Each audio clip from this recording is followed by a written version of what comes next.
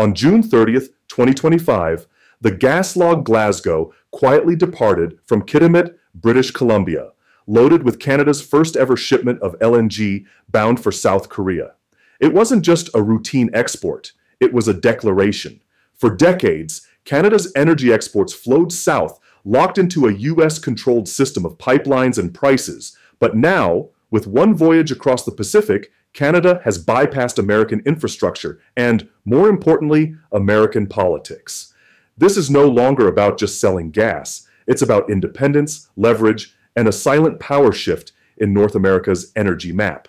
So here's the question. What happens when the junior partner stops playing by the senior partner's rules? For much of the 20th and early 21st century, Canada and the United States enjoyed what appeared to be an unshakable energy alliance.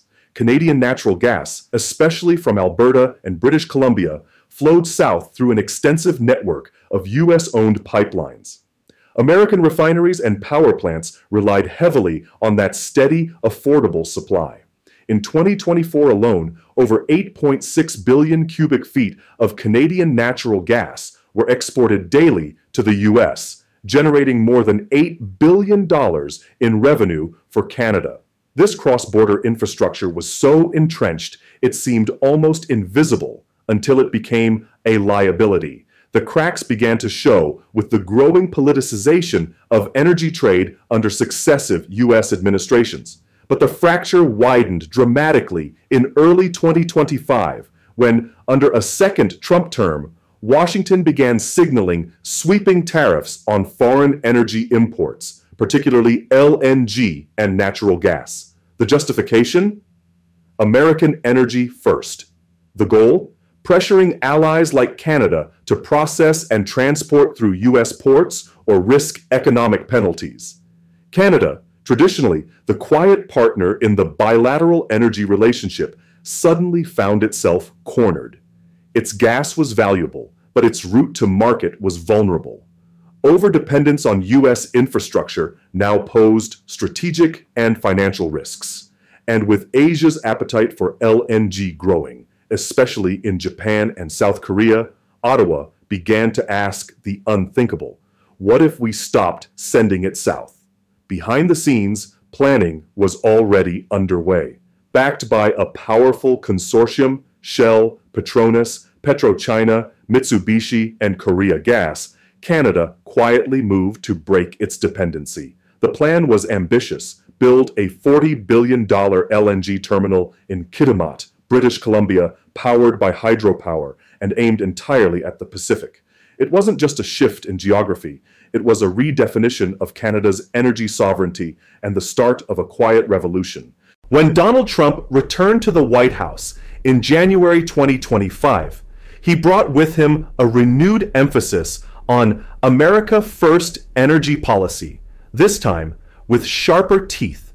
Within weeks, his administration introduced sweeping trade proposals aimed at bolstering domestic energy infrastructure and reducing reliance on foreign natural gas, even from traditional allies.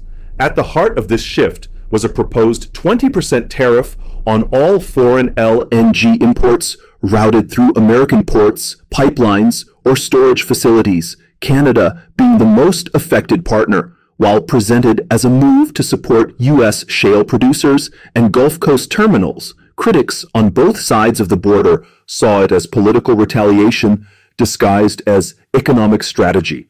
The justification was wrapped in populist rhetoric.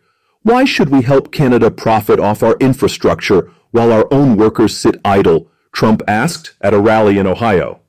His energy secretary, a former oil executive, echoed that sentiment in congressional hearings, arguing that Canadian gas undercut U.S. prices and hurt American jobs. But the policy had deeper motivations. Trump had long bristled at Canada's regulatory independence and climate-first policies. The two nations clashed over carbon pricing, environmental reviews, and indigenous rights in past pipeline projects like Keystone XL. This new tariff weaponized trade to regain leverage and to signal that any energy trade crossing American soil would be subject to American rules. The impact was immediate. Investment confidence in cross-border infrastructure plummeted.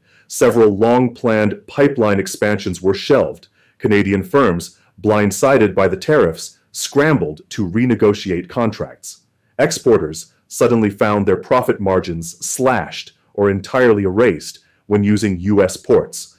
Washington's gamble was clear: squeeze Canada's energy exporters until they either rerouted through American infrastructure or bowed to pricing terms dictated by U.S. buyers. But they miscalculated one thing: Canada had been preparing for this moment for years. Far from panicking, Canada responded with quiet but decisive action. While the U.S. tightened its grip, Canada loosened its dependence. On June 30th, 2025, the gas-log Glasgow sailed from Kitimat, British Columbia, carrying Canada's first-ever commercial shipment of LNG bound for South Korea. It was more than a trade milestone. It was the culmination of a $40 billion strategy executed by an international coalition led by Shell, Petronas, PetroChina, Mitsubishi, and Kogas. The terminal at Kitimat had been years in the making, but political urgency fast-tracked its debut. When Train 1 at the LNG Canada facility began production in late June, even at 50% capacity due to early technical issues, it was enough to fill the first shipment and mark the start of a new export era.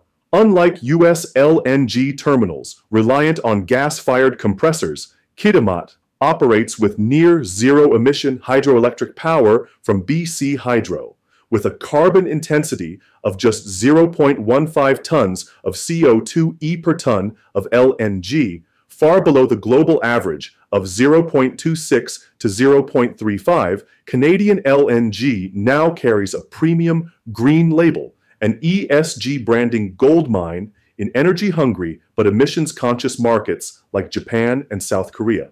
Transport times further sweeten the deal. From Kitimat, ships reach East Asia in just 10 days, half the time required from U.S. Gulf ports, which must pass through the congested and geopolitically sensitive Panama Canal. This slashes both transit costs and geopolitical risk, an increasingly important factor in global energy trade. Canada's pivot was also built on inclusive economics. The Haisla Nation, an indigenous community in Kitimat, holds a $500 million contract share, provides tugboat services through Haisla Marine, and helped secure social license for the project. More than 50,000 workers were employed during construction. Over 5.8 billion Canadian dollars in contracts have been awarded to local and indigenous firms. Most importantly, Canada didn't ask for permission. It didn't go through Washington. It didn't need U.S. infrastructure. For the first time in modern history, a Canadian natural gas shipment bypassed the U.S. entirely, reaching Asia faster, cheaper, and cleaner. And this was just Train 1. Plans for a second processing line could double capacity to 14 million tons per year by 2026. If fully realized, Canada could rival Australia's LNG output, not in volume, but in reliability, ESG compliance, and geopolitical neutrality. As U.S. energy diplomacy stumbles under trade wars and nationalist rhetoric, Canada is quietly building what experts now call LNG diplomacy, a soft power model based not on military alliances, but on clean energy partnerships rooted in trust and delivery. The tariff trap that Washington hoped would control Canadian exports had the opposite effect. It lit the fuse for Canada's energy emancipation. Now, North America stands at an inflection point. The United States, despite its vast shale reserves and robust LNG infrastructure along the Gulf Coast, finds itself constrained, not by resources, but by policy gridlock and legal entanglements. Projects like the $44 billion Alaska LNG remain stuck in red tape and environmental lawsuits. Permitting wars stall new terminals.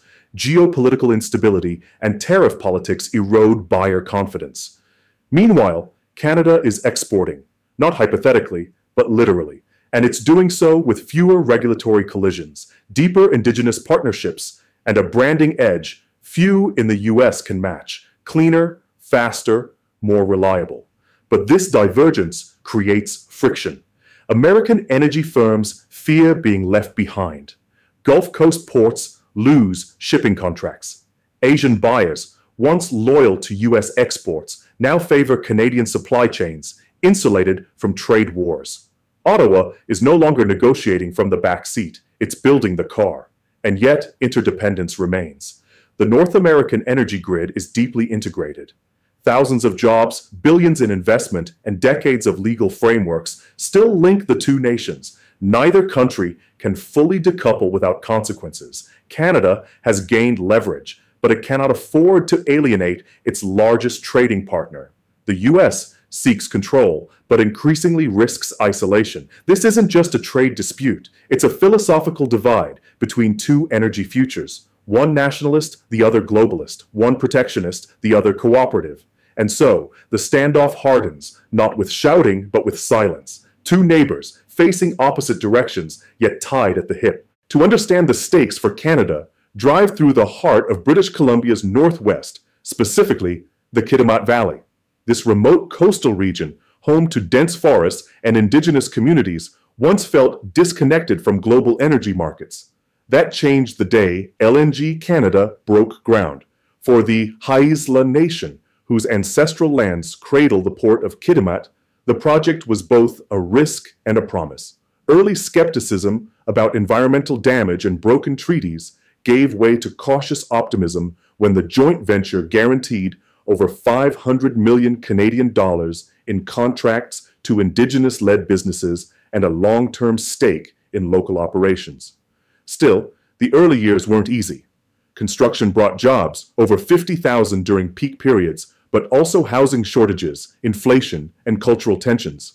Local leaders worried that once the build-out ended, their towns would return to economic dormancy. And yet, when the Gaslog Glasgow set sail in June 2025, the air in Kitimat shifted. It was more than a ship, said a local dockworker. It was a lifeline. Today, the region supports over 300 permanent operations jobs. Auxiliary industries, transport, shipping, maintenance are budding. The Haisla Marine Fleet, which provides LNG tugs, is now seen as a model for Indigenous entrepreneurship in heavy industry. Still, Canada's energy independence has a cost. The upfront investment of 40 billion Canadian dollars was steep. Phase 2, expansion to 28 million tons per annum, remains uncertain as regulatory hurdles and investor caution linger. Environmentalists criticize even low-emission LNG as a fossil fuel distraction, and the government walks a tightrope between export enthusiasm and climate promises. Yet in a world increasingly shaped by energy security, Kitimat is Canada's bold bet, one that turns regional struggle into national strategy, a bet that, for now, appears to be paying off. South of the border, the effects were subtler, but no less real. In Louisiana and Texas, where the U.S. LNG boom transformed sleepy bayous into global shipping hubs, the new Canadian competition is a cause for concern. Terminals like Sabine Pass and Cameron LNG, once confident in long-term Asian contracts, are now seeing buyers hedge their bets. Japan and South Korea, the world's two largest LNG importers, have begun inking multi-decade agreements with Canada. The reason? Shorter shipping times, lower carbon footprints, and crucially, political predictability. For American exporters, this is more than lost business. It's lost leverage. LNG was supposed to be Washington's energy diplomacy tool, clean, abundant, and shipped on American terms. But tariffs, lawsuits, and partisan gridlock have tarnished that image. A Houston-based energy consultant put it bluntly: every time we slap a tariff or delay a permit, we remind our customers we're unpredictable. The damage extends to consumers as well. With Canadian gas now flowing directly to Asia, less volume enters the U.S. pipeline network. This has raised spot prices in northern states during winter months, especially in regions like New England that rely on Canadian imports for peak heating demand. One utility company in Vermont reported a 12% increase in natural gas procurement costs between January and March 2025, citing diverted volumes and reduced cross-border availability. Then there's the geopolitical ripple. Allies like Japan, once vocal supporters of U.S. LNG, now praise Canada's energy neutrality and ESG leadership. In a world where energy is diplomacy, this shift is not just economic, it's strategic. And while U.S. shale remains dominant in terms of sheer output, dominance alone doesn't guarantee trust or contracts. Canada didn't just take market share, it took credibility. North America now finds itself suspended between two futures, tethered by geography, but drifting apart in energy philosophy. Canada has chosen autonomy through execution, betting on hydroelectric power, indigenous partnerships, and Pacific alliances. The United States, once the uncontested energy hegemon, leans inward, tangled in tariff politics and legal bottlenecks. One is exporting reliability, the other is exporting uncertainty. But in this race to secure global energy leadership, neither can go it alone forever. Infrastructure, trade routes, and market expectations still bind them. Decoupling may feel like power, but it carries a price. So, we are left with a question that transcends politics or pipelines. In the race to shape the future, will North America win together or fail apart trying to go it alone? Are you American or Canadian? Share your story and your view in the comments below.